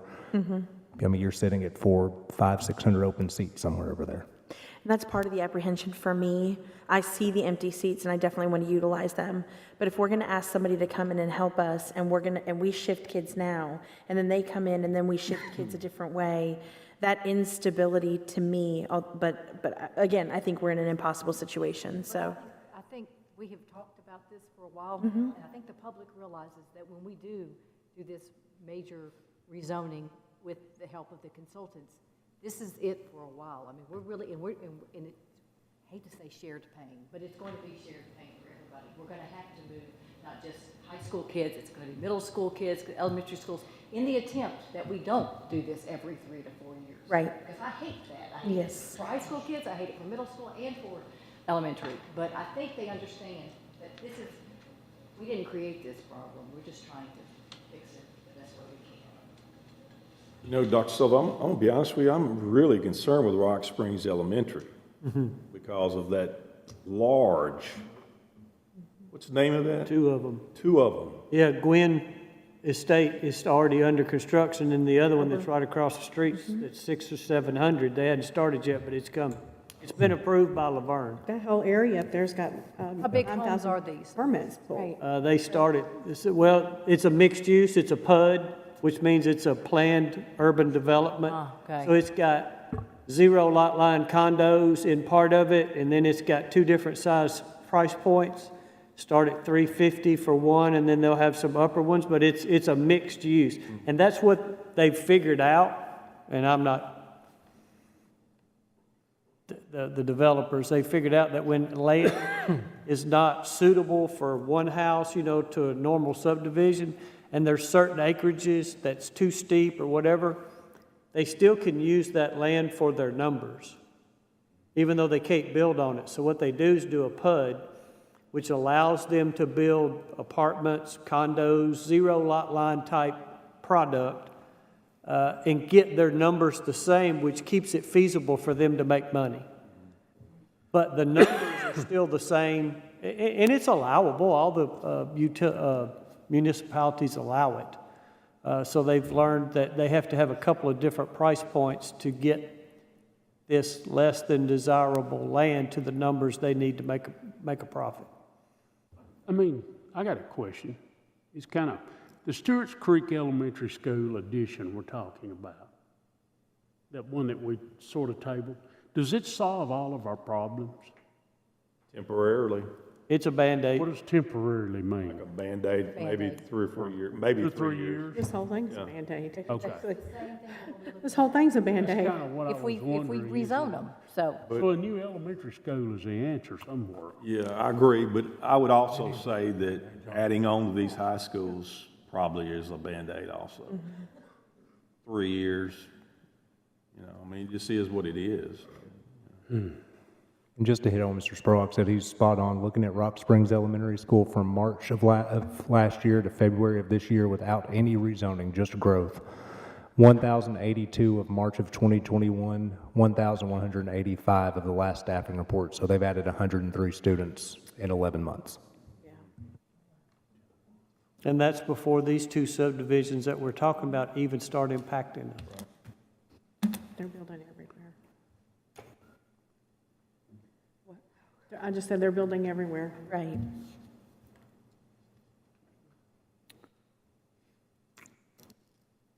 Any additional comments or thoughts? I agree with what Mr. Spurlock just said. Even these high schools is a Band-Aid. What sparked me on the high schools is we got 4 older high schools that need a lot of help. Especially if we go back and look at our strategic plan and that we discussed in a retreat, we said we want to go back and make these older schools more equitable. Yes. Well, they're not. Here's an opportunity for us to go in there and get these schools more up to date, more presentable, get the classroom sizes larger, more compatible with the newer schools. Auditorium is an issue. Bathrooms are an issue. I walked through the hallway, I walked across 4 or 5 different floors in one high school. And some of them were the original floors when the schools were built. These schools are 50 years old. Yeah. So that's the reason I'm in favor of doing something to these older high schools. Blackman High School, I'm not so favor of that because we're right there at the 2,500 now. We add another 25 classrooms, you're going to be well over 2,500. So we need to be really putting a lot of thought into this, make sure we're asking for the right things. I appreciate your position, and I agree we have a difficult task ahead of us. I don't know what the solution is, but any other comments by members of the board? Okay, thank you for bringing up the map.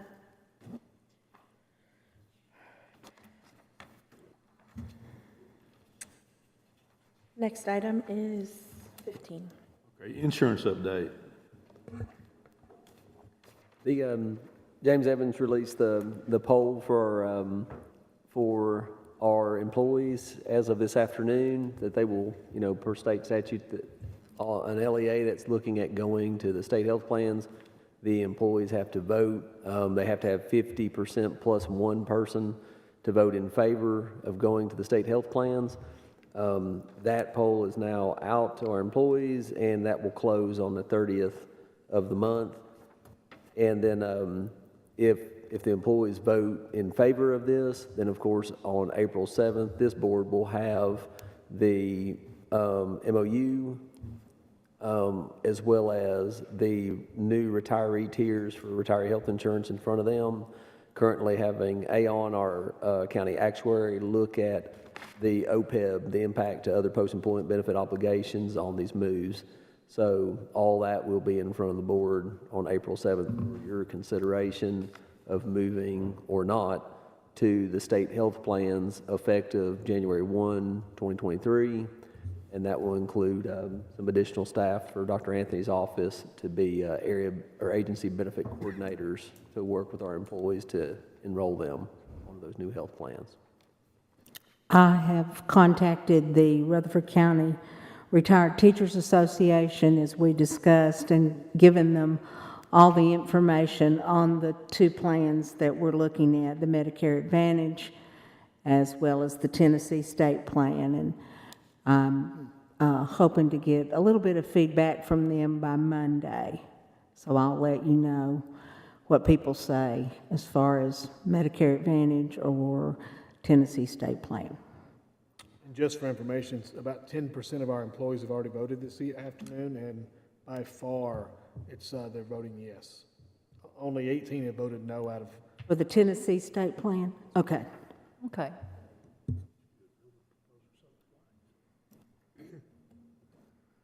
Okay, thank Thank you. Next item. All right, number 16 is director's update. First of all, I want to let Dr. Anthony report out the salary committee, what their priorities were. I think she's got one sheet that shows the recommended changes to certified and classified pay scales with the fiscal impact. And then on the other sheet, she has the current proposed administrative index. And on the back of that sheet, she has the, she has the old version. Dr. Anthony, we'll start with that. Yes, sir, thank you. So our salary review committee has been meeting multiple times, and we have a priority list that when Mr. Boder brings to the board, you can see how our committee did vote. The areas that they felt that were the most important is to make sure that we're providing a $1,000 stipend to all our SPED EAs for additional duties. The second area of most importance is to increase on the certified pay when it hits at $58,800, which is basically the years of 16 to 20, instead of keeping those years to be exactly the same on the pay scale, for those to increase each year by 500. And then the third most important, which impacts basically 180 employees, 46 having doctorates, the others having EDS degrees, is eliminating that SDR category, which will help us to retain our administrators and our future leaders. Our fourth area of strength that everybody wanted us to look at was looking at the administrative index, and we have included two proposals, proposal 1 and 2, and then you'll see on your first sheet the impact of what each version is. The first version has an impact of $321,000. The second one, the second one has $321,000. The first version had an impact, fiscal impact of $76,000. So we wanted to see, for you to see those kind of options, so some clarity on that, those items, and then our final area that we concentrate on was looking at the CTE teachers. When they come in, they start at level year 5, looking at bumping them up to year 10, which would be a $5,000 increase basically on the starting salary. So those are our rankings, and you can see the order of those, as well as the fiscal impact, basically being about $2 million. So it's a little over $2,197,000, and this is before any type of additional cost of living. That's correct. That's correct. And then we'd have to decide. The board would have to help us decide if we went to, on the administrative index, go with version 1 or version 2, and you can see the difference in the fiscal impact. On version 1, basically everything stayed the same under assistant principals and principals, except for grades K through 6 on the principal went up 0.01%, and the supervisory staff basically went to a static scale. With the specialist, we do have some specialists that do not have supervisory roles staying at that same specialist index. On version 2, basically each of those were impacted.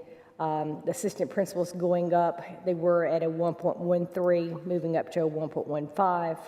The high school and the alternative schools going from a 1.15 to a 1.18. The principals K6 moving from a 1.18 to a 1.25. Same thing with grades K8. The specialty schools stayed the same. Grades 6 through 8 went from 1.25 to 1.30, with grades 9 through 12 staying the same. The supervisor role, again, looking at, as you're used to seeing it for years 0 through 7, looking at that year 7, again, with the specialists who do not have supervisory roles staying at the same index that we had before. So there would be a choice there as well as to look at, but we wanted you to see the 5 big targeted areas, and also to see everybody's input on what they rank to be the highest.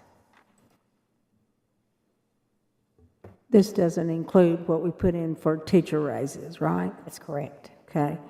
And Because even I was mixed up on the changes to remove EDS or EDD grandfather clause. Would you explain that to the board, please? Right. Previously, in the I guess it was 2014, the state, is that right, Doug? The state had frozen that category, and basically, if you were in a leadership role, you could be grandfathered if you were already hired into the district. But if you came after that date, you would have to fall into one of our other categories, which was a combination category, instead of being paid out separately for your EDS and separately for your doctorate. And many of those are our administrators. The majority of those 180 are our administrators and basically our instructional coaches and our future leaders. So we want to make sure that we recognize them, to retain them, to keep them going to another district, perhaps taking a similar role but getting additional funding. So taking that SDR would allow them to move up and be paid according to their individual degrees. I don't know who thought of this, but that's brilliant.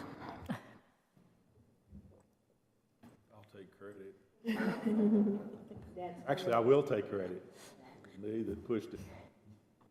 Dr. Anthony, I appreciate the information. Just to clarify, the salary, what we're seeing in this page, Yes. this is a reflection of version 1. Yes, version 1 would be an increase of $76,538, the total annual increase. But if you selected version 2, which is on the back, on the administrative index, that would be, the fiscal impact would be $321,885. Is that included in the total annual impact? Yes. Are both versions included? Okay. So it would be closer to about 2 million, the impact, if all 5 are looked at. Also look back to see how many teachers that we have on the occupational license. Sorry, my voice is fading. We have 37 teachers that have over 10 years that are in the occupational license already that we would be able to adjust.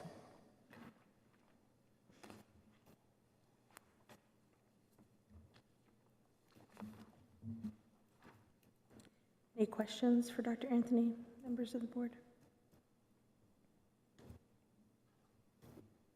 No? Okay, appreciate the information, thank you. All right, next, Mr. Lee's going to go over the fuel variance for buses. Okay, we're going to try and not make everybody's head hurt. We're going to go through this fairly quickly. I placed before you tonight a copy of the 2 pages out of Section 5, Compensation for Contractors. I'll call your attention to July 1, 2021 to July 1, 2022. This is the year in which we are currently in.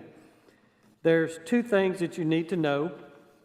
Contractors' base pay is based on 2 formulas. One is their seat rate and one is their mileage rate, and both are based on how many miles they drive. So that's what you'll lose. If you'll look at your second page, in Section 4, there's a example there of how you calculate the fuel surcharge. And basically, I'm going to run through it very quickly, assuming that this particular route's an 80-mile route, non-special ed, with an average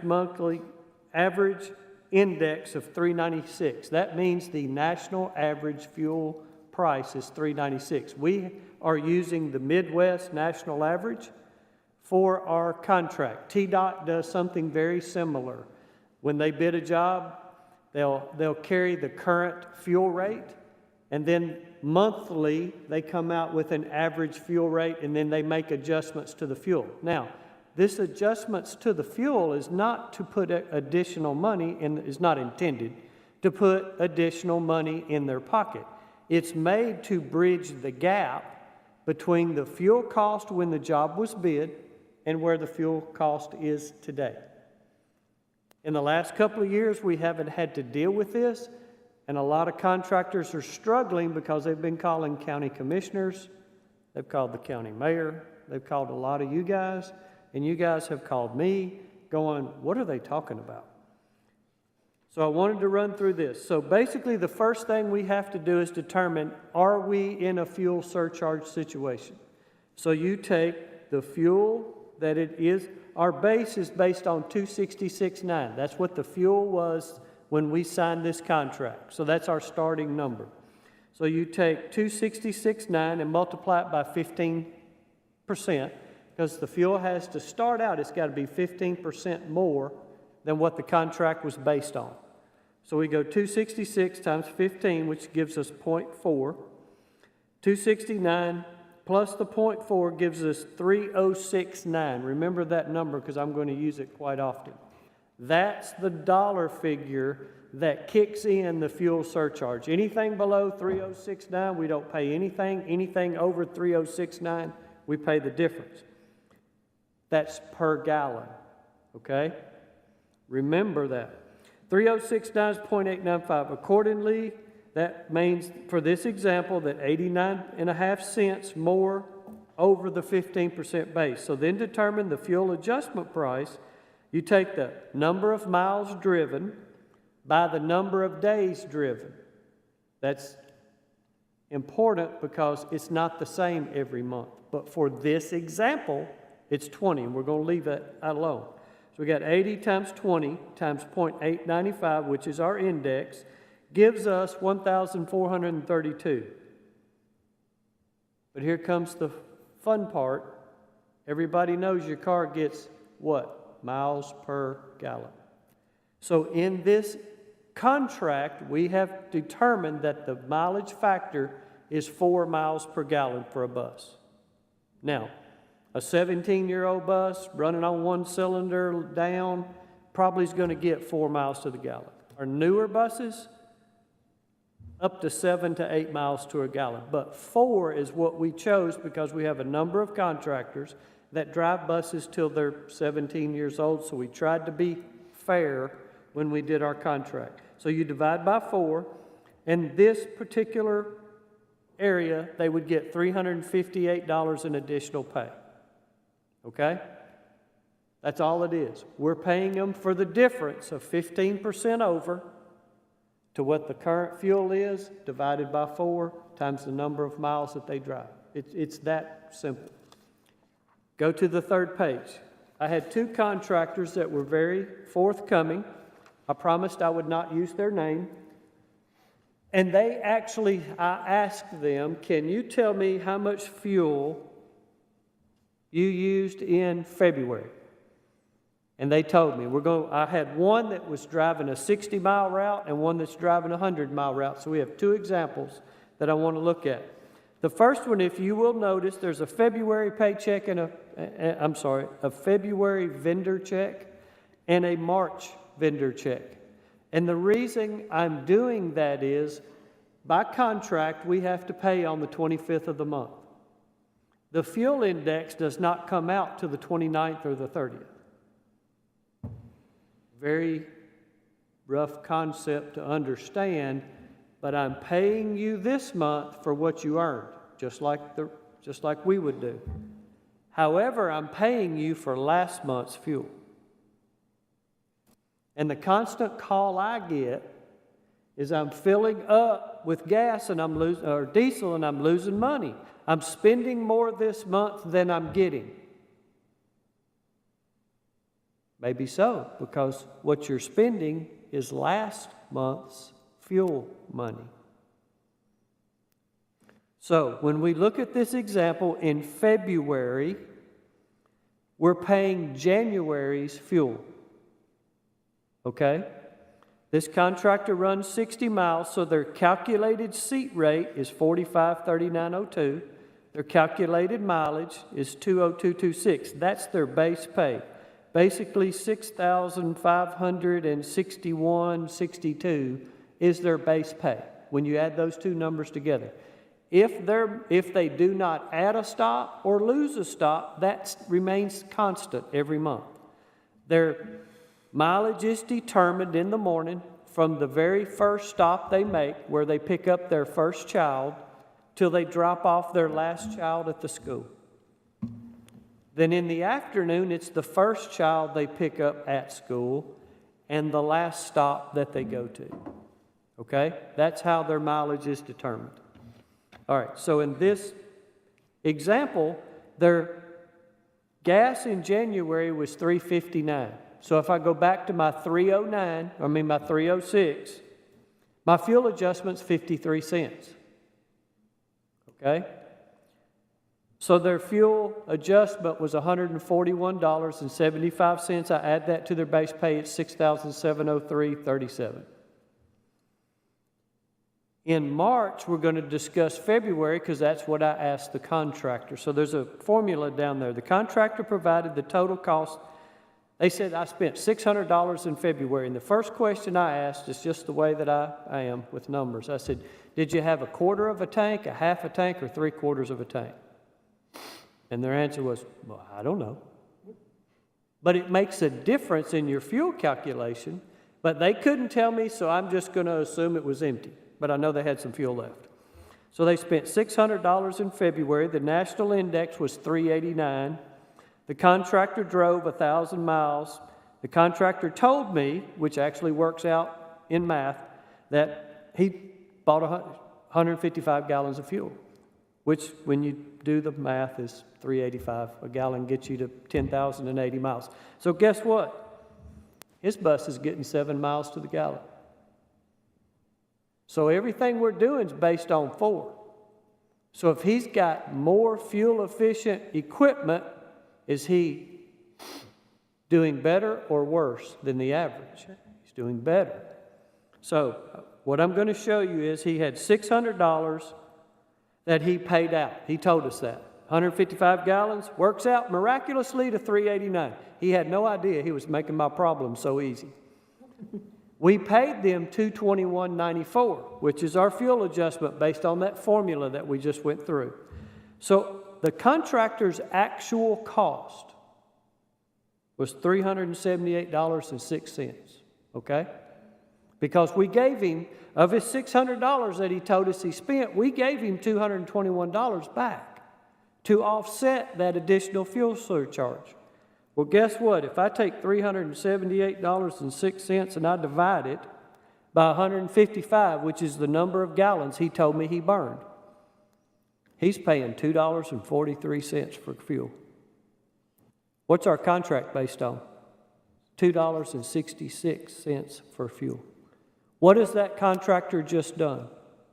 21 cents a mile. Is additional. Now, that's not his fault. He's got a good equipment. He's got a bus that gets 7 miles to the gallon. So I thought, well, that's way too easy. If you'll go to your last page, same example, different bus driver, different mileage, but this time this gentleman's bus gets 5.75 miles to the gallon. If I do the same analysis that we just did, he drives 100 miles versus 80, so his seat calculation and his mileage is a little bit different, so his base pay is $7,901, and his fuel adjustment is different. The fuel is the same, but he drives different miles. So his dollar figure is different. It's based on those miles. So if I go down here and do the same math, the contractor told me he spent $1,287 for fuel. We paid him $369.90, looking at the March paycheck. That left his actual out-of-pocket cost at $917.10. If I use the 331, which is the number of gallons he told me he used, his cost is $277 a gallon. Now that's more than the other, but he's only getting 5.75 miles to the gallon. That's still right at that 266 that our contract is based on. Now, if we've got a driver with a bus that's so bad that they're getting less than 4 miles to the gallon, they probably are upside down on the fuel ratio. But we can't be everybody. We picked an average. We lamented over the average. I'll be honest, I argued for a higher average. I argued for a higher gas, but that was the consensus of the group that was negotiating this contract. I think we are fair with our contractors. This is not to make them additional money. It's to try as best we can to cover the overage for fuel, which is all we want. If we can cover our extra expense. Now, the fuel filter cost and the oil cost and the tire cost, we all pay that. But none of us are getting out of that, and there's nothing in the contract to address additional costs. If they get to the point that they cannot make any more money, or they feel like they're going in the hole, I hate to say it, they can turn in a route, but I don't have anybody turning in routes. And I think they have a fair contract. Now, the one thing that they don't understand, and I can't seem to get anywhere with them, in item number 5, which is on the second page that I gave you, if the fuel price goes above $4 a gallon, the board agrees to review the mileage factors set above. There's only one mileage factor in this contract. It's 4 miles to the gallon. It's in parentheses, the mile per gallon factor, in parentheses, that's it.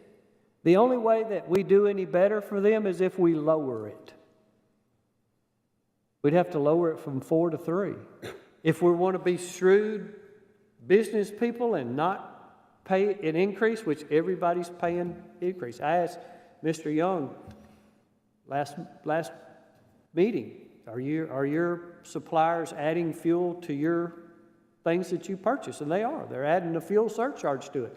And it's a temporary fuel surcharge, and they're hoping they can get away from it just like he is. But I doubt his profit margin's the same this year as it was last year. And I'm not being flippant, I'm not being derogatory, I'm sympathetic. We have a lot of great contractors. But this is the bottom line for the fuel deal. We're not taking advantage of it. And if we change that 4 and we take it up higher, guess what happens? We take money out of their pocket. We're not putting money in it. And I'm not going to sit here and try and pull wool over their eyes to take money out of their pocket. There's no reason to. I think we have a fair, equitable thing.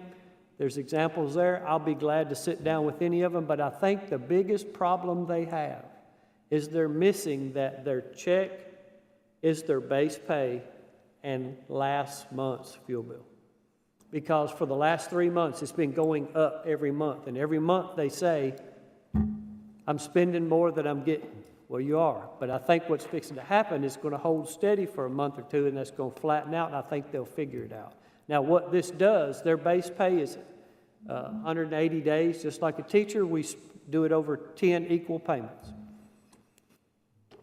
So they would get their last check in May. If we continue over 306 until the end of school, instead of getting a last check in May, they will get an additional check in June, and that will be nothing but the fuel surcharge for May.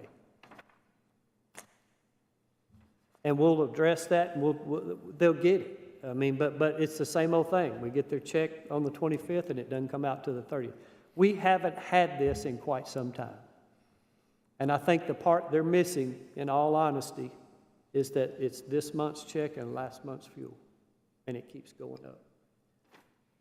I'll be glad to answer questions on that. And the last thing, I was handed this before the board meeting. It's a picture of one of our contractors' bus sitting in front of a workout establishment. I don't know if it's this, I have a sneaking suspicion I know where it's at, because I know, now that I look at it, I know the bus number. Probably in Smyrna.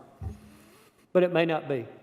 These contractors, we don't own the bus. They do. And the comment, just for everybody's knowledge, says, good to know that county school buses can be used for personal business and that our county taxes are buying enough insurance to cover personal use. Once that bus drops off the last child, either at its last stop or at the last, in the morning, the last school where they drop off children, our insurance coverage for our liability coverage for them stops at that point. And if they go to McDonald's or Planet Fitness or Lowe's or Home Depot or wherever they go, that's on their dime. Our insurance is not paying for it. Our fuel's not paying for it. They are a private contractor. If they go to the YMCA and pick up some small kids and haul them to the zoo, that's not on us. I need to clarify, these are it's their equipment, their contractors, and if they decide to go wherever, if they can drive church in it, they can drive down to the beach and load up all their buddies and go to the beach for the weekend if they want to. It's their bus, not ours. So I think sometimes we do require that it says Rutherford County Schools on the side of it. That's for our benefit, and that's part of their contract. They have to do that. So sometimes that may get us some difference of opinion, but I just did want to clarify that for everybody tonight too. They are contractors. The buses are theirs. Thank you. Any questions, comments for Mr. Lee? Thank you. I appreciate the information this evening. Mr. Spurlock, any other items under your directors? No, ma'am. Thank you. Number 17, Tennessee Legislative Network. Okay, how about federal relations? Thank you.